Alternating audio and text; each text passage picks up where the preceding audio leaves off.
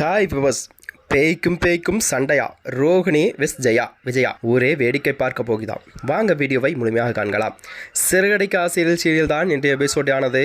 அதாவது பண பேராசைகள் இருக்கும் விஜயாவை பொறுத்தவரை மனோஜ் மட்டும் நல்லபடியாக வாழ வேண்டும், இருக்க வேண்டும் என்பதற்காகத்தான் ஒரு நப்பாசை.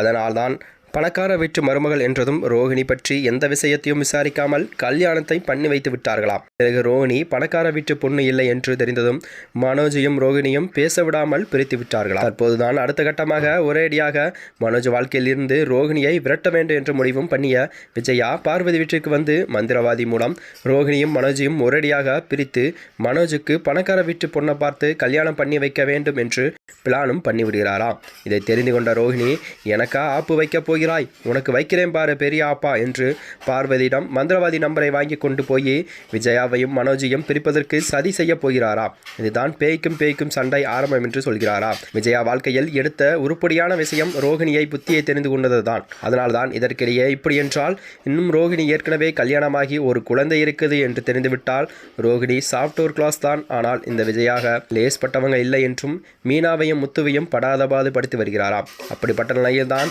விஜயாவுக்கு பதிலடி கொடுக்கும் விதமாகத்தான் ரோகிணி செய்ய போகிறார். சம்பவம் தான் தரமாக இருக்க போகிறது. மேலும் இதுபோன்ற வீடியோக்களை தெரிந்து கொள்ள நமது சேனலை மறக்காமல் சப்ஸ்கிரைப் செய்து கொள்ளவும். நன்றி, வணக்கம்.